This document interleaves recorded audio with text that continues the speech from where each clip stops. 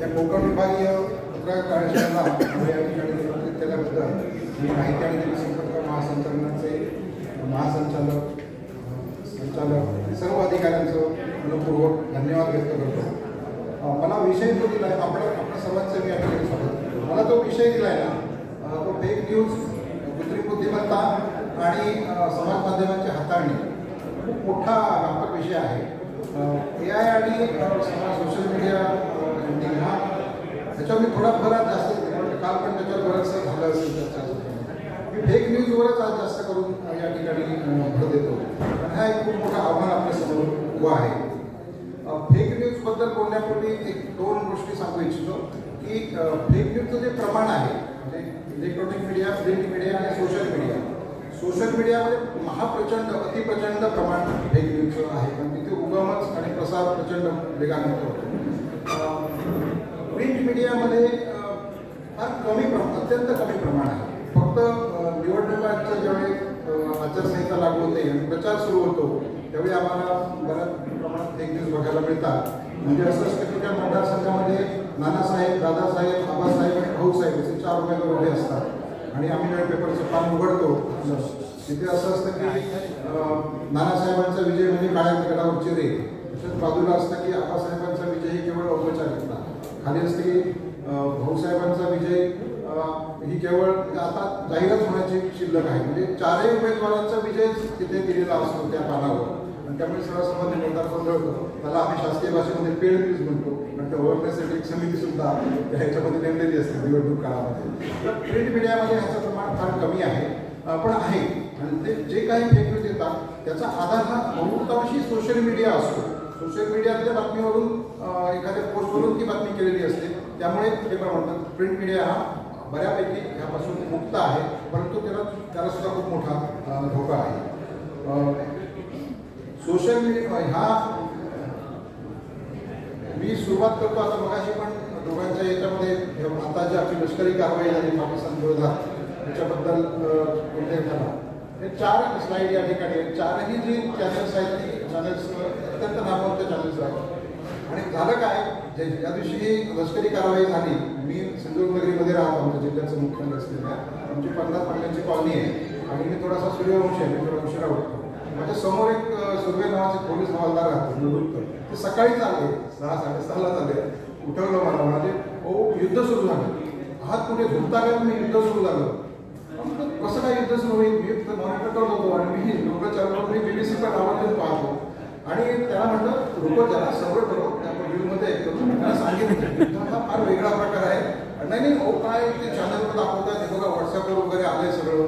नाही ते ऐकायलाच तयार नव्हते. सर्वसामान्य माणूस ह्या फेक न्यूजने एवढा त्याच्यावर प्रभाव त्याचा प्रचंड आहे की ते माझं ऐकायला तर हे युद्ध नाही, लष्करी कारवाई आहे. मी त्यांना समजावून नंतर सांगितलं, हळूहळू त्यांना एकच सांगितलं, एक काम करा, तुम्हाला जे काही आलं नाही ते कोणाला फॉरवर्ड करू नका, शेअर करू नका, तुमच्यापर्यंतच ठेवा. मला सांगितलं तिथे थांबा.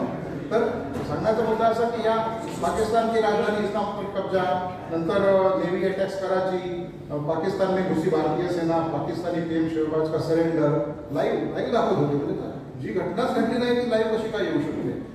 इलेक्ट्रॉनिक मीडियामध्ये ह्याचं प्रमाण खूप मोठ्या प्रमाणामध्ये आहे, असं आपल्याला लक्षात येईल. नेक्स्ट हा एक मी तुम्हाला चार्ट दाखवतो. हा वर्ल्ड इकॉनॉमिक फोरम ही जी जागतिक बॉडी आहे ती दरवर्षी एक ग्लोबल रिस्क रिपोर्ट जाहीर करते. त्याच्यामध्ये जगातल्या वेगवेगळ्या भागामध्ये, वेगवेगळ्या क्षेत्रामध्ये, पर्यावरण असेल, ग्लोबल वॉर्मिंग असेल, राजकारण असेल, शिक्षण, पाणी, वेगवेगळ्या ह्याच्यामध्ये ज्या रिस्क आहेत त्या रिस्कचं संपूर्ण जागतिक स्तरावर त्याचं सर्वे करून तो रिपोर्ट जाहीर करतो. 2014च्या रिपोर्टमधली ही त्यांची स्लाईड मी त्या ठिकाणी घेतली. हा 2014चा रिपोर्ट आहे. ग्लोबल रिस्क रिपोर्ट हा त्यांच्या वेबसाईटवर WHOच्या उपलब्ध आहे. ह्याच्यामध्ये where false information is posing the biggest threat हा जो मॅप त्याने दिला जगाचा, भारत पहिल्या क्रमांकावर आहे. तुम्ही तिथे जर बघाल तर इंडिया फर्स्ट, US 6वी आहे, ग्रेट ब्रिटन 11वा आहे, मेक्सिको 11वा आहे आणि इंडोनेशिया 18वा आहे. तर भारताचा 1 नंबर लागतो. म्हणजे मिस इन्फॉर्मेशन म्हणजे फेक न्यूजच एक प्रकार, चुकीची माहिती पसरवणं, ह्याच्यामध्ये भारताचा 1 नंबर लागतो असं वर्ल्ड इकॉनॉमिक फोरमचं म्हणणं आहे आणि लेटेस्ट अलीकडचं म्हणणं आहे. त्यामुळे याचं गांभीर्य येण्यासाठी सुद्धा ही स्लाईड मी या ठिकाणी दाखवली. आता फेक न्यूज या संदर्भात ज्या काही आपल्याला थोडक्यात म्हणजे फार अकॅडमिक नाही बोलणार आहे पण काही व्याख्या आपल्याला बघणं आवश्यक आहे. फेक न्यूज म्हणजे बातमीच्या स्वरूपात सादर केलेली खोटी किंवा दिशाभूल करणारी माहिती. फेक न्यूज म्हणजे सत्याबरोबर केलेली छेडछाड किंवा सत्याचा अपला बातमीच्या स्वरूपात हे महत्वाचं आहे. नंतर नॉलन इक्बाल हे जे माध्यम तज्ञ आहेत त्यांचं म्हणणं असं आहे की बातमी वाटेल अशा प्रकारे सादर केली जाणारी पुन्हा बातमी आली लक्षात ठिकाणी असत्य दिशाभूल करणारी सामग्री की जी मौखिक, लिखित, मुद्रित, इलेक्ट्रॉनिक आणि डिजिटल संपर्क साधनांद्वारे पसरली जाते. मी भाषांतर केलं. केम्ब्रिज डिक्शनरी असं म्हणते की सामान्यपणे राजकीय दृष्टिकोन प्रभावित करण्यासाठी किंवा विनोदाच्या उद्देशाने तयार केलेली इंटरनेट किंवा अन्य माध्यमांचा वापर करून पसरवलेली बातमीसारखी दिसणारी खोटी माहिती म्हणजे फेक न्यूज म्हणजे काय हे आपण त्याच्यामध्ये पाहिलं. नेक्स्ट आता ह्याच्यामध्ये वेगवेगळे प्रकार असतात. फेक न्यूज म्हणजे सरसकट सगळंच आहे. त्यामध्ये काही महत्त्वाचे प्रकार मी आपल्याला फक्त ओझरते सांगतो की पहिला असतो तो विनोद, उपरोध, उपहास, विनोद, व्यंग यासाठी निर्माण केलेली सॅटायर किंवा पॅरोडी म्हणतो आपण अशा प्रकारची फेक न्यूज असते. दुसरी असते ती false connection or click bait म्हणजे तुम्ही आमिष जसं आपण मासे पकडताना गळाला आमिष लावतो आणि त्याला तो मासा फसतो तसं ते त्याला एक क्लिक दिलेली असते. ती क्लिक तुम्हाला तुम्ही त्याच्यावर क्लिक केलं तर तुम्ही फसता त्याच्यामध्ये मासा जसं अडकतो तुम्ही करता तशा प्रकारची ती फेक न्यूज असते. त्याच्यामध्ये त्याचं महत्त्वाचं ओळखायचं साधन तर शीर्षक आणि मजकूर पुढे तुम्ही उदाहरण पण दाखवेल की आपल्याला आधीच ओळखते. नंतर मिसलिडिंग कंटेंट दिशाभूल करणारा मजकूर एखादी घटना त्याच्यावर चुकीची माहिती पसरवायची वेगवेगळ्या उद्देशाने. फॉल्स कंटेंट मजकुराचा खोटा संदर्भ म्हणजे माहिती खरी असते परंतु त्याचा संदर्भ मुद्दा म्हणून चुकीचा द्यायचा आणि ती माहिती त्याची पसरवायची. नंतर इम्पोस्टर कंटेंट नकली सामग्री पूर्णपणे असत्य मजकूर कोणाच्या तरी तोंडी घालायचं. ती व्यक्ती तसं काही बोललेलीही नसते परंतु ती तसं बोलली असं भासवायचं आणि त्याची बातमी तयार करायची. मॅनिप्युलेटेड कंटेंट हे तर तुम्हाला फार माहिती आहे की आता फोटोशॉप तर फार जुळं झालं. फोटोशॉपमध्ये मॉर्फिंग करायचं किंवा व्हिडिओ आता AI तर व्हिडिओ बनवता येतात कुठलेही व्हिडिओ बनवता येतात. तर खरी माहिती किंवा छायाचित्रांचं संपादन करून केलेला फेरफार म्हणजे मॅनिप्युलेटेड कंटेंट. नंतर फेब्रिकेटेड कंटेंट बनावट किंवा जुळवलेली सामग्री एखाद्याला त्रास देण्याच्या उद्देशाने बनवलेली 100% खोटी बातमी त्याच्यामध्ये कुठल्याही प्रकारचं सत्याचा अंश नाही अशा प्रकारची बातमी. नंतर पर्सनल व्हेंजन्स वैयक्तिक सुडापोटी निंदा नालस ही बहुतेक वेळा राजकीय पक्षांकडून केली जाते. आणि त्यानंतर ब्रेकिंग न्यूज हा जो सगळ्या मगाशी पण चर्चा झाली होती. आत्ताच्या क्षणाची सर्वांनी मोठी बातमी म्हणून अँकर पिंचाळून सांगतो की अर्ध्या पाऊण तासाभरात तिचं नामोनिशान त्या चॅनलवर राहत नाही ती कुठेतरी हवेमध्ये विरघळून जाते. अशा प्रकारे ह्या साधारणपणे 9 प्रकारच्या वेगवेगळ्या फेक न्यूज आपल्याला इलेक्ट्रॉनिक मीडिया आणि विशेष करून सोशल मीडियावर पाहायला मिळतात. नेक्स्ट आता हे ह्या जो स्लाईड होता मी तुम्हाला विनोद गंग म्हणून त्याच्यामध्ये एक जागतिक परिषदेमधला हा सीन आहे. डोनाल्ड ट्रम्प आहेत, इमॅन्युएल मॅक्रॉन आहेत, तुर्कस्तानचे प्रधानमंत्री आहेत आणि तिथे ते पुतीन साहेब बसलेले आहेत आणि त्याच फोटोमध्ये इकडे आपले मोदी साहेब बसलेले आहेत. आता हे कसं काय म्हणजे काय एकाच म्हणजे बाकी सगळ्यांचं तुम्ही बघितलं तर त्या ॲक्शन सगळ्या सारख्याच आहेत फक्त मधल्या खुर्चीत बसलेले 2 व्यक्ती वेगवेगळे बसलेले आहेत. तर हे नेक्स्ट करा. घटना अशी आहे की हा प्रसंग हा खरा फोटो आहे. ती खुर्ची अध्यक्षांची खुर्ची रिकामी होती आणि त्या खुर्चीमध्ये रिकाम अध्यक्ष येण्याच्या पूर्वी काही औपचारिक त्या ठिकाणी ती चर्चा चालू होती आणि त्या रिकामी खुर्चीत कोणीतरी पुतीन साहेबांना बसवलं कोणीतरी मोदी साहेबांना बसवलं. तर हा विनोद किंवा एक व्यंग्य म्हणून केलेलं फेक न्यूज आहे. काही असं काही कोणाला हार्मफुल असं काही नाही. गंमत म्हणून ते केलेलं आहे. हे गंमत म्हणून बघायचं सोडून घ्यायचं. नेक्स्ट आता हे क्लिकबेटचं उदाहरण आहे की कोरोनाच्या काळामध्ये सबसिडी मिळते म्हणून अशा प्रकारचे बऱ्यापैकी खूप मेसेजेस घ्यायचे. क्लिक टू रिसिव्ह म्हणजे 50,000 रुपये जे तुम्हाला अनुदान आलेलं आहे आणि ते तुम्ही हे हवं असेल तर तुम्ही हे क्लिक करा. हे क्लिक केलं की मग त्याचं खातं रिकामं व्हायचं अशा प्रकारचे किंवा मागणी केली जायची त्याला आणि मग तो त्याच्यामध्ये फसायचा. अशा प्रकारे क्लिक बेटची बऱ्यापैकी आणि अनेक स्तरावर अवेअरनेस होऊन आमचे महासंचालक तर सायबर सेलचे प्रमुख आहेत ते सुद्धा सातत्याने हा विषय मांडत असतात. सगळ्या बँका सांगत असतात, रिझर्व्ह बँक सांगत असते, जाहिराती करत असते परंतु फसवणुकीचं प्रमाण तर थांबत नाही. अगदी उच्च शिक्षित लोक सुद्धा ह्या क्लिक बेटच्या याला बळी पडतात. एक विसंगती समाजातली आहे. आता 2 दिवसापूर्वी कोल्हापूरमध्ये एका निवृत्त प्राध्यापिका 3 कोटी 18 लाख रुपयाला तिला ठरवण्यात आलं अशा प्रकारे. तेव्हा म्हणजे हा जो क्लिकबेटचा विषय हा खूप गंभीर आहे. याच्याबद्दल मोठ्या प्रमाणात अवेअरनेस अजून सुद्धा आवश्यक आहे. नेक्स्ट ही पण अशा प्रकारची आर्थिक फसवणुकीचं हे आहे की आयफोन फुकट देणार आहे कंपनी, ॲपल कंपनी, आणि तुम्हाला हवा असेल तर तुम्ही ह्या क्लिकवर लिंक जी आहे ती m.bbcmobilenews.com/apple.in पुढे फ्री आयफोन वगैरे म्हणजे खरी वाटावी अशा प्रकारची काहीतरी लिंक तयार करून ती त्या ठिकाणी दिली जाते आणि ह्याला बऱ्यापैकी माणसं फसतात. त्याच्यामध्ये आर्थिक फसवणुकीची 100% खात्री असते. नेक्स्ट आता ह्या ज्या क्लिकबेट आहेत त्या मॉनिटायझेशनसाठी केलेल्या आहेत, आर्थिक फायद्यासाठी त्या संस्थेच्या. आता हे नावात मी उदाहरण देतोय, माझा कुठल्याही यांच्यावर वैयक्तिक राग नाही. ह्याच्यामध्ये जे काही राजकीय नेते येतील, काही वृत्तपत्रांचे चॅनलचे नावं येतील, त्याच्या गुणावरही माझा रागरोग काही नाही आहे, पण ते उदाहरण म्हणून फक्त घेतोय की जुन्या 2 व्हीलर्सचा मेगा सेल 16,000 मिळते ॲक्टिवा, 20,000 खरेदी करा पल्सर. आता हे वाचताना कोणी पुढे जाऊन ते क्लिक करणार, आणि मग तो पुढे तसं नसतंच काही त्या बातमीमध्ये पण त्यांना हिट्स मिळतात तेवढी त्यांची हिट वाढत. इथे पण अनोळखी व्यक्ती माधुरी दीक्षितच्या घरात इलेक्ट्रिशियन म्हणून घुसली. काय झालं तिथे तुम्ही जर पुढे गेलात तर ती काहीतरी वेगळंच स्टोरी असते. नेक्स्ट इथे सुद्धा जगावर विनाशकारी किड्यांचं संकट, संशोधकांनी दिला धोक्याचा इशारा, ही पूर्णपणे काल्पनिक बातमी असते. ही आताची सर्वात मोठी बातमी कुशल आणि भौगा गट ही ज्यावेळी त्यांचं चला हवा त्या कार्यक्रम जोरात होता त्यावेळी ही खूप व्हायरल झाली होती.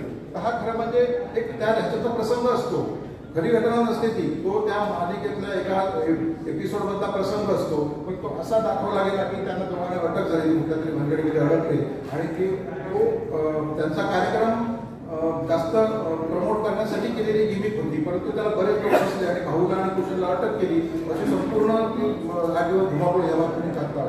नेक्स्ट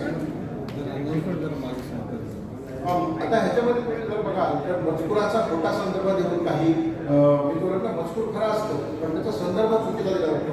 ह्याच्यामध्ये बघा महेश विक्रम हेगडे नावाचे एक कर्नाटकातली व्यक्ती आहे, त्याने एक जैन मुनींचा एक फोटो दाखवला त्याच्यामध्ये आणि very sad news yesterday in Karnataka Jain muni attack by Muslim youth no one is safe in Siddaramaiah Karnataka. Siddaramaiah तर ही आल्यानंतर लगेच सगळं प्रशासन पोलीस यंत्रणा कर्नाटकाची जागृत झाली की काय प्रकार आहे आणि त्यावेळी शोध घेतला गेला त्यावेळी जे निष्पन्न झालं ते पुढच्या स्लाईडमध्ये आहे. वैशाली एम पी म्हणून त्यांनी त्याचं हे दिलं होतं की हे काय ती त्याची आणि नंतरची जी उपाध्याय मुनी सागरची बाईक हिट्स मादी shoulder injury good health right नाव रिपोर्ट समिती जय. म्हणजे हे जैन साधू जे असतात ते रस्त्याने पायी जातात, त्यांच्या पायात चप्पल पण नसतं आणि ते रस्त्याने जात असताना कोणीतरी बाईक स्वाराने त्यांना धक्का दिला आणि ते खाली पडले आणि त्यांना लागलं. आता त्याचं म्हणजे घटना खरी, त्यांना लागलं बऱ्यापैकी, त्याचे उपचार झाले, परंतु त्याचा उपयोग जो केला गेला तो एका मुस्लिम युवकाने त्यांना मारलं. अशा प्रकारे चुकीची त्याला अटकही करण्यात आली त्या मूळ ह्याला, त्याच्यावर कारवाई पण झाली. किंवा अशा प्रकारे समाजामध्ये चुकीचा संदेश देण्यासाठी किंवा अशा प्रकारचा सामाजिक भेदभाव निर्माण करण्यासाठी खऱ्या बातमीचा वेगळा कंटेक्स्ट दाखवून अशा प्रकारे पोस्ट तयार केले जातात. नेक्स्ट आता ही पण फेरफार केलेली सामग्री आहे. बनारसने उमडा जनसेला असं म्हटलं त्यामध्ये ते जिथे आपची जी रॅली निघाली होती त्या रॅलीला प्रचंड मोठा जनसमुदाय त्या ठिकाणी आला अशी ती पोस्ट होती. प्रत्यक्षामध्ये काय आहे की ते ढाका बांगलादेशच्या राजधानी ढाकामध्ये मुस्लिम समाजाचा जो इस्तेमा होतो म्हणजे त्यांचे वार्षिक एक मेळावा असतो तो विश्व इस्तेमा ढाक्यामध्ये झाला होता. त्याचा फोटो सेम फोटो फक्त त्याने रेफरन्स दिला तो बनारसमध्ये अशा प्रकारची मोठी रॅली निघाली म्हणून. आणि ज्यावेळी हे सर्च केलं त्यावेळी त्याच्या आढळून येतो की त्या बनारसमध्ये नाही आहे तर ते ढाक्यामधला तो इस्तेमाची मिरवणूक आहे. त्याच्यामध्ये तुम्ही बघितलं बारकाही नाही तर ते दिसत नाही. सगळ्यात जास्त कॅप घातलेले मुस्लिम बांधव त्याच्यामध्ये मोठ्या प्रमाणात दिसत आहेत. नेक्स्ट ही पण एक राजकीयदृष्ट्या बदनाम करण्यासाठी केलेली अशी फेरफार केलेली आहे. आणि त्याच्यामध्ये केजरीवालांच्या हातामध्ये 500 रुपयांच्या 100 रुपयांची नोट आहे. ती नोट ते जाळतात चित्र केलेलं आहे. Kejriwal burning ₹2000 note, insulting Indian currency in spite of CM of Delhi state. This is a crime. वगैरे वगैरे. And this man should be put behind bars. वगैरे. कुणाला राहील की अरे काय आपली की रिझर्व्ह बँकेची ज्याच्यावर गांधीजीचं चित्र आहे, ज्याच्यामध्ये राजमुद्रे अशा प्रकारची नोट हा इसम जाळतोय. प्रत्यक्षात काय आहे, हा फोटो जर तुम्ही बघितला तर Arvind Kejriwal as a civil society member burning the government version of Lokpal in August 2011. Lokpal bill आलं होतं, त्याची प्रत त्यांनी दिल्लीमध्ये जाळली होती. परंतु फोटोशॉपमध्ये त्या कागदाला 3 रुपयाची 2000 रुपयाची नोट दाखवून अशा प्रकारे फेरफार करून एक चुकीची इमेज राजकीय सूर त्याला बदनाम करण्यासाठी त्याची वापर केला गेला. नेक्स्ट, हा सुद्धा खूप एक प्रसंग म्हणजे माजी राष्ट्रपती प्रणव मुखर्जी नागपूरला संघाच्या एका कार्यक्रमाला गेले होते. त्यांनी जावं की जाऊ नये असा खूप मोठा वाद झाला होता. परंतु ते त्याला गेले आणि त्यांचं भाषणही केलं. आज त्यांचा वैयक्तिक प्रश्न होता, आपण त्यांना सांगू शकत नाही. पण त्याचा तो पहिला फोटो जो आहे तो खरा फोटो आहे. ती संघाची प्रार्थना सुरू आहे, सगळे संघचालक आहेत, त्यांचे बाकीचे कार्यकर्ते आहेत आणि त्यांची प्रार्थना चालू असताना तो संघाचा प्रणाम असतो तो त्यांनी केलेला आहे. परंतु प्रणव मुखर्जीला अडचणीत आणण्यासाठी कुणीतरी प्रणव मुखर्जींच्या फोटोमध्ये फेरफार करून त्यांच्या डोक्यावर पण काही टोपी चढवली, त्यांचा हात पण प्रणामासारखा केला आणि बघा हे कुठे चाललेलं आहे, काँग्रेसचे एवढे मोठे नेते आणि माजी राष्ट्रपती आणि हे आता संघाचे स्वयंसेवक म्हणून चाललेले आहेत. अशा प्रकारचा त्यांची बदनामी करण्यासाठी, चुकीचा मेसेज देण्यासाठी हे फेरफार करून ही अशा प्रकारे पोस्ट तयार केलेली आहे. नेक्स्ट, आता राजकीय सुडापोटी निंदनास्तीचं जे मगाशी बातमी खरी आणि संदर्भ खोटा आहे, ह्याच्यामध्ये हा जो फोटो आहे की रिपब्लिक चॅनेल आणि टाइम्स नाव जे दोन्ही आहेत. Vadra China talks undated photo shows Vadra with Rahul and the Chinese envoy. What's Vadra's job with the Chinese envoy? Chinese दूतासोबत राहुल गांधी आणि गांधी फॅमिली वद्राचं काय काम आहे आणि त्याच्यावर खूप चित्रविचित्र चर्चा सुरू झाली.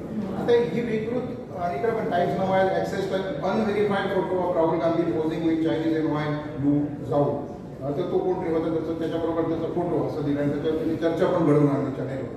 आता वस्तू आता हे काय आहे नेमकं, राहुल गांधी आणि वद्रा वगैरे प्रियंका सगळ्या त्या चायनीज दूताला भेटले का खरोखरच, काय झालं असेल तर नेक्स्ट करा. हे असं होतं की ही छायाचित्र चिनी दूतावासाने नवी दिल्ली येथे ताज पॅलेस हॉटेलमध्ये आयोजित केलेल्या चिनी फूड फेस्टिवलची होती आणि तिथे गांधी कुटुंबियांना निमंत्रित केलं होतं. विशेष म्हणजे तत्कालीन रेल्वे मंत्री सुरेश प्रभू या कार्यक्रमाचे प्रमुख पाहुणे होते, त्यांचा पण फोटो त्या कार्यक्रमामध्ये दिलेला आहे. आणि फूड फेस्टिवलला ॲज अ गेस्ट म्हणून गेलेल्या माणसांना ते चायनीज दूतावासाबरोबर जाऊन त्याची चीनबरोबर त्यांचं साखरवाटप सुरू आहे अशा प्रकारची चुकीची माहिती देण्यासाठी ह्याचा वापर केला गेला. ही वरची जी बातमी आहे, फोटो आहे, हा चीन एम्बसीच्या अधिकृत वेबसाईटवरचा हा फोटो आहे.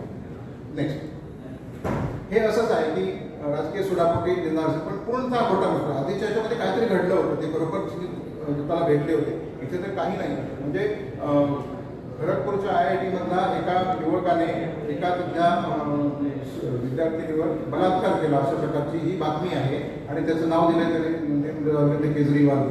म्हणजे त्याने ज्यावेळी IIT केलं त्यावेळी त्यांनी तिथे काय उद्योग केले ते बघा. आता हा जो टेलिग्राफ आहे हे टेलिग्राफमधलं कात्रण नाही आहे, हे एक सॉफ्टवेअर मिळतं, त्याच्यामध्ये तुम्ही हव्या त्या दैनिकाचं अशा प्रकारचं पान बनवू शकता, त्याला थोडासा असा जुना इफेक्ट देऊ शकता.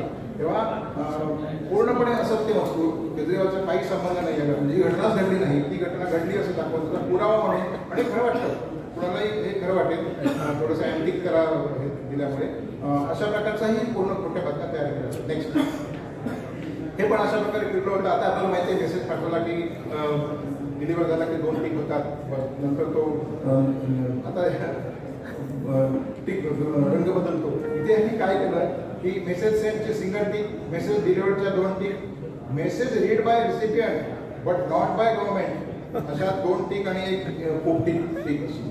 नंतर message read by government and found okay you may delete it 3 tick आणि परत 2 निळ्या टिक आणि 1 लाल tick, message read by government and found not okay police will rescue soon. आता हे काही नाही, असं कुठल्याही व्हॉट्सअपचं फीचर आजपर्यंत तरी आलेलं नाही आणि भविष्यात मिळण्याची काही शक्यता नाही. पण हे असं फिरवायचं आणि काहीतरी चुकीची माहिती गोळा करायची पसरवायची. नंतर हे अलीकडचं एक आहे की ह्या आत्ताचं आहे लेटेस्ट म्हणजे लष्करी कारवाई नंतरचं आहे. लाहोर होणार नवनगर, कराची होणार न्यू काशी. ऑपरेशन सिंधूरवर सर्वोच्च न्यायालयाचे माजी न्यायाधीशांचे मोठे विधान ही कमेंटमध्ये काय कशासाठी लोक हे करतात मला काही कळत नाही. अजून कशाला काय पत्ता नाही आणि अशा प्रकारच्या काल्पनिक बातम्या पसरवायच्या ह्या खूप लोकप्रिय होतात आणि खूप मोठ्या प्रमाणात शेअर होतात हे त्याचं सांगायचं. ही पण एक म्हणजे युनेस्कोने जनगणमन हे आपलं जे राष्ट्रगीत आहे best anthem of the world म्हणून जाहीर केलेलं आहे. अशा प्रकारचं हे कित्येक वर्ष म्हणजे मी तर गेली 10-12 वर्ष हे येतच असतं, पुन्हा कुठे पडत असतं. युनेस्को ह्या मागणीत पडत नाही. सगळ्या राष्ट्रांची राष्ट्रगीत आहे ही बेस्टच आहे आणि त्या राष्ट्रामध्ये त्याला तेवढा सन्मान दिला जातो. प्रत्येक राष्ट्राचं राष्ट्रगीत एक महत्त्वाचं हे असतं. तर त्यामुळे अशा प्रकारच्या खोट्या बातम्या पसरवून आणि एक प्रचार केला जातो. नेक्स्ट, हे खूप ब्रेकिंगच्या व्यासासाठी काय केलं जातं तर ब्रेकिंग न्यूज 18ची त्यावेळेची ट्वीट आहे. महाराष्ट्र मिनिस्टर वीरेंद्र तावडे नेम को conspirator in Narendra Dabholkar murder. Narendra Dabholkar गुन्ह्यामध्ये महाराष्ट्राचे मंत्री वीरेंद्र तावडे यांचं नाव पुढे आलेलं आहे कटामध्ये अशी बातमी आली. साहजिकच खळबळ उडाली की काय त्यावेळी वीरेंद्र तावडेजी हे मंत्री होते आणि ते नंतर काय झालं लगेच त्यांना करेक्शन करावी लागली. Virendra Tawde accused in Narendra Dabholkar murder case is not a minister in the Maharashtra government. Apology पण नाहीये, फक्त एक ओळ दिली की वीरेंद्र तावडे हे मंत्री नाहीये. पण तुम्ही त्या विनोद तावडेवर काय प्रसंग आणला होता की त्यांच्या म्हणजे नाव चुकलं असेल म्हणजे पण बापरे तावडे कसं काय म्हणजे भाजपचे परत म्हणजे आणि लोकांना म्हणजे म्हणजे अशा प्रकारे एखाद्याचं करिअर सुद्धा उद्ध्वस्त होईल अशा प्रकारच्या चुकीच्या बातम्या जबाबदार वृत्त संघटना वृत्त संस्थांकडून दिला आणि नंतर ते डिलीट करण्यात आलं आणि हा पुढे खुलासा चालला. नेक्स्ट, हा एक श्रीदेवी गेल्यानंतरचा एक सवंगपणा किती असतो म्हणजे अतिरेक सुद्धा अतिरेकाचा महाअतिरेक म्हणजे मौत का बाटप. एक तर त्या तेलुगू चॅनलचा तो त्या टपमध्ये झोपलाय अँकर जाऊन आणि कसं म्हणजे स्पीच आहे की असं होऊ शकत नाही टपमध्ये माणूस वगैरे असं. इथे तर स्टुडिओमध्ये एक पूर्ण ते तो बाथरूम त्यांच्या त्याच्यामध्ये खराब ठेवून समोर पॅनल बसलेला आहे आणि चर्चा करताय. काय कुठे कशासाठी हे आपण हे चॅनल करतात मला सुद्धा आणि सगळे चॅनल सुदैवाचं म्हणजे दुर्दैवाने म्हणे की ही लोकांचा विश्वास असलेली प्रतिष्ठित चॅनल आहे परंतु अशा प्रकारे सवंगपणाला ते बळी पडतात आणि लोकांमध्ये त्याचा एक चुकीचा मेसेज. नेक्स्ट, हे जरा एक वेगळा विषय आहे की मी त्यावेळी मुख्यमंत्री कार्यालयामध्ये काम करत होतो आणि मला फेसबुकवर एक पोस्ट दिसली. श्री गणेश विष्णू मंदिराचा 14वा वर्धापन दिन सोहळा 14 ऑक्टोबर 17 रोजी डोबरुद्र वगैरे सत्याग्रह महापूजा आणि खाली ते गौंडीवाडा मारवाडच्या लोकांची नाव आहेत अंतर फर्नांडिस, दीपक कदम आणि त्याने एक कार्यक्रम ठेवलेला आहे. एका माणसाने त्याची पोस्ट अशी टाकली की मुस्लिम आक्रमकांनी तलवार घेऊन जेवढी धर्मांतरण केली नाही त्याच्या कैकपट जास्त सुखी अवडी आणि गोड बोलून केली. सुखीचं मेस किंवा पॉयझन आहे असो. आताच्या काळात औषधी पैसे देऊन आधी माणसं कैयात घेतली जातात व त्यांचे धर्मांतर केले जाते. या लोकांचे मोठे टार्गेट म्हणजे वगैरे वगैरे अशी ती हे आहे. आणि आता तर हे सत्यनारायण वगैरे घालू लागलेले आहेत, ब्राह्मण भोजन देखील घालू लागले आहेत आणि हे वेळी रोखले पाहिजे. नाव मी सांगत नाही.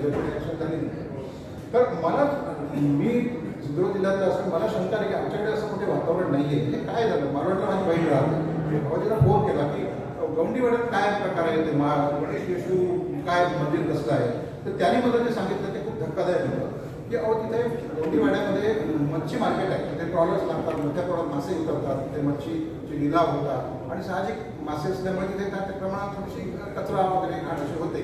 तर एक ती कचरा एका रिकाम्या कोपऱ्यात नेऊन टाकला जायचा लोकसभेत. त्यामुळे लोकांनी काय केलं की माहिती आहे की जिल्ह्यात पण आपण देवाचे फोटो लावतो किंवा ते लिहितो काहीतरी श्रीराम कोणी तुमचं त्यांनी काय केलं तिथे त्या मार्केटमध्ये ख्रिश्चन आणि हिंदू हे समान आहेत त्या मार्केटमध्ये जे व्यवसाय करतात. तर त्यांनी असं ठरवलं की नाही आपण इथे हिंदूंच्या वतीने गणपती आणि ख्रिश्चनांच्या वतीने येशू याचं पण मंदिर उभारलं. आणि मंदिर म्हणजे काय तो कोकणा साफ केला त्याला टाईल्स वगैरे लावल्या आणि त्या टाईल्स मिळतात ना रंगीत चित्र असतं फक्त एकावर येशूचं चित्र असलेलं आणि एकावर गणपतीचं चित्र असलेलं अशा 2 टाईल्स लावल्या आणि त्याच्यामध्ये दरवर्षी वर्धापन दिन झालं काय की ह्यामुळे तिथली स्वच्छता झाली. तो जो तिथला त्याचा प्रॉब्लेम होता तो आपोआप सुटला आणि मग आता आपण तर उत्सवप्रिय आहोत दरवर्षी तर सत्यनारायण घालूया अशा प्रकारे हे अग्रही चालू आहे. दरवर्षी हे होतं तिथे. आता मला प्रश्न आता हे जर लोकांसमोर आलं पाहिजे मग मी लगेच त्याची पोस्ट लिहिली की अनेक वृत्तपत्रांनंतर त्याची बातमी पण केली आणि त्याच्यामध्ये मी हे स्पष्ट दिलं होतं की हे असा प्रकार काही नाही आहे. हे तिथल्या लोकांनी स्वतःहून केलेलं आहे आणि धर्मांतर किंवा वगैरे पाठवणं आणि काय सुफी तर त्याला सुफी जमच माहिती नाही त्या माणसाला. सुफी जम हा एक वेगळा विषय आहे आणि अशा प्रकारे हे पूर्णपणे खोटी म्हणजे ते बोलून तरी त्याला फोटो आला हा अजेंडा अजेंडा राबवण्याच्या युक्तीतून त्या माणसाने हे कृत्य केलं. अशा प्रकारे नेक्स्ट ही माझी पोस्ट आहे नंतरची ती मारोडचे श्री येशू गणेश मंदिर आणि फेसबुकवर एक घराचा कावडा, ही पण बऱ्यापैकी खूप चांगली पोस्ट. नेक्स्ट हा पण एक खूप गंभीर विषय आहे की नांदेडचे डॉक्टर गोदमगावकर हे खूप त्या भागातले प्रसिद्ध डॉक्टर होते आणि ते सेवानिवृत्तीचे होते आणि त्यांचं निधन झाल्यानंतर त्यांच्याबद्दलची अशी बातमी तिथल्या एका प्रख्यात वृत्तपत्रामध्ये छापून आली आणि व्हॉट्सॲपवर पण फिरली. पण अमेरिकेतला मुलगा मुलगी आले नाही, त्यांना अत्यंत बेवारस पद्धतीने त्यांचे संस्कार झाले अशा प्रकारची बातमी आली आणि ही पूर्णपणे खोटी बातमी होती. त्या असं काही झालेलं नव्हतं. मुलगा अमेरिकेमध्ये होता. तुम्हाला माहिती की अमेरिकेहून तत्काळ निघणं आणि ते पोचणं शक्य नसतं. त्यांचं वय पण झालं होतं. निवृत्तीनंतरही ते एका धर्मादाय ठिकाणी काम करत होते.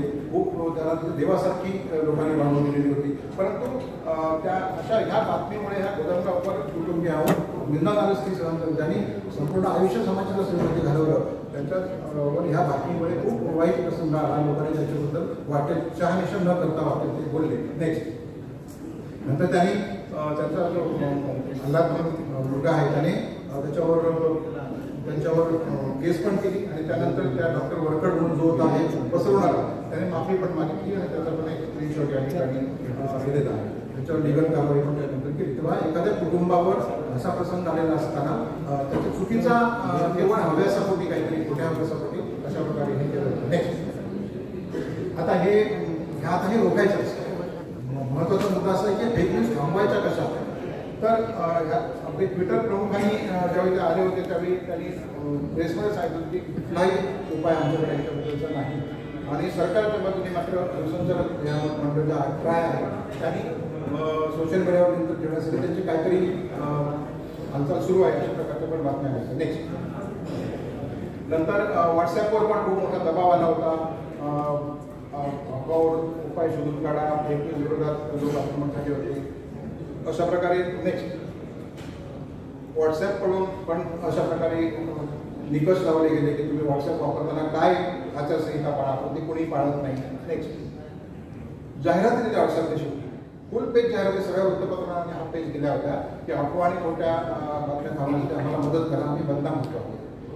नेक्स्ट आता हे थांबवायचं जर कसं असेल तर याच्यामध्ये त्याचं आपल्याला पहिल्यांदा उगमस्थान शोधायला पाहिजे. हे कुठून 1.5 वाजता मी 5 मिनिटाचं बोलतो. उगमस्थान शोधायला पाहिजे आपल्याला आणि ते तपासलं पाहिजे. आलं म्हणून ते खरं आहे असं समजायचं नाही. शीर्षका पलीकडे बघा. म्हणजे माधुरी दीक्षितच्या घरात इलेक्ट्रिशियन म्हणून घुसला पण ह्याच्यावर नाही विश्वास ठेवायचा. नंतर ते काय आहे शीर्षकाच्या पलीकडे जाऊन तुम्ही विचार केला पाहिजे. हे कोणी लिहिलंय हे तपासा. आजकाल सोपं झालंय ते तपासा. अन्य सोर्सेसचा वापर करा. हे आपल्याला जेव्हा एखादी अशी बातमी आपल्याकडे येईल त्यावेळी आपले जे काही सोर्सेस असतात त्यांना विचारून हे खरं खोटं शहानिशा करा. त्यानंतर प्रसिद्धीची तारीख पहा. मागे असं झालं होतं की विनोद तावडे साहेब शिक्षण मंत्री असताना जूनमध्ये प्रचंड पाऊस पडला म्हणून त्या दुसऱ्या दिवशी शाळांना सुट्टी जाहीर केली होती आणि त्यांचं जे ट्विट होतं ते दुसऱ्या वर्षीच्या पावसाळ्यात कोणतरी परत रिलीज केलं आणि पाऊसच नव्हता. आणि बघा पाऊस नाही, पाणी नाही आणि शिक्षण मंत्री सुट्टी जाहीर करतात. पालकांमध्ये कोणतं उठावलं शाळा आहे की नाही. तर त्याची तारीख ज्यावेळी त्यांची बघितली होती 1 वर्षापूर्वी. मग त्यावेळी पुन्हा तावडे साहेबांच्या कार्यालयाने खुलासा केला की हे जुनं ट्विट आहे आणि सुट्टी बिटी काही नाही आहे, शाळा सुरुवातीला मुलांना बिंदास्त पाठवा. तर ती तारीख बघणं हे खूप महत्त्वाचं असतं. कोणी गंमत तर करत नाही ना, म्हणजे ते विनोद व्यंग नाही ना, तर ते पण तपासून पहा. स्वतःचे पूर्वग्रह असतात. काम करताना आपण कुठल्या तरी राजकीय विचारधारेशी एखाद्या सामाजिक विचारधारेशी कुठेतरी अंतर्गत जोडलेलो असतो. ते आपले पूर्वग्रह एखाद्याबद्दल असतात तर त्याने केलं म्हणजे ते नक्कीच तसं असणार. असा जो समज आहे तो आपला थोडा बाजूला ठेवला पाहिजे. आणि मुख्य म्हणजे आस्क द एक्सपर्ट्स. तुम्ही त्या क्षेत्रातल्या तज्ञांना विचारा किंवा हे काय असं माझ्याकडे आलंय त्याच्यात तुमचं मत काय आहे असं जर विचारलं तर आपण ते खरं खोट्याची शहानिशा करू शकतो. नेक्स्ट ह्या आता खरं खोटं बघण्याच्या अनेक फॅक्टचेक म्हणून एक साईट आहे, अल्टमिज आहे, चेक फॉर स्पॅम आहे, SM होक्सलेअर आहे. अशा प्रकारचे खूप तक्विंटची वेबसाईट तर खूप प्रसिद्ध आहे. त्यामुळे तुम्ही खरं खोटं तपासू शकता. नंतर फोटोच्या बद्दल फोटो खरा किंवा तो जसा पुतीन साहेबांचा होता तसा मॉर्क केलेला आहे हे बघण्यासाठी अनेक प्रकारच्या वेबसाईट गुगल इमेजेसवर आपण पाहू शकतो. T9 आहे, डुप्लिकेट चेकर आहे, लॅबडॉन आहे, खूप वेबसाईट्स आहेत की तुम्ही तो फोटो अपलोड केला की काही सेकंदामध्ये तुम्हाला तो सांगतं की हा नाही, हा मूळ कुठला आहे आणि हा कसा चुकीचा फोटो आहे, लगेच तुम्हाला खात्री करता येते. मोबाईलवर सुद्धा तुम्ही करू शकता. अशा प्रकारे अनेक प्रकारच्या याच्यामध्ये वेबसाईट्स आहेत. खूप अजून नवीन खूप आहेत आपल्याला याच्यामध्ये. तर त्यामुळे आपल्याला शहानिशा करणं हे सहज शक्य आहे. नेक्स्ट, तर we can't stop fake news from being made. आपण बनवण्यापासून तर थांबवू शकत नाही, पण we can stop sharing it.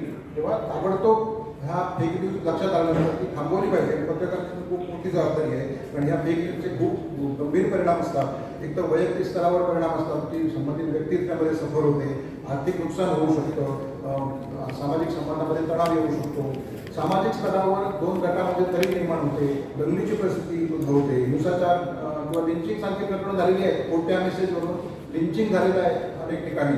अशा प्रकारचे आणि एका समाजामध्ये जो एकमेकांप्रती विश्वास असतो तो कमी होण्यामध्ये याचा आणि राष्ट्रीय स्तरावर सुद्धा याचा खूप मोठे गंभीर परिणाम होतात. म्हणजे लोकशाही प्रक्रियेवर परिणाम होतो. निवडणुकीच्या काळामध्ये ज्या चुकीच्या सगळ्या अशा पोस्ट चालतात त्यामुळे निवडणुकीवर पण परिणाम होतो. कोविड काळामध्ये जर चुकीच्या बातम्या, कोणतरी काढा जळगावला कोणतरी काढा केला होता, कोणते होर्डिंग लागले होते ते खूप फेमस झाले.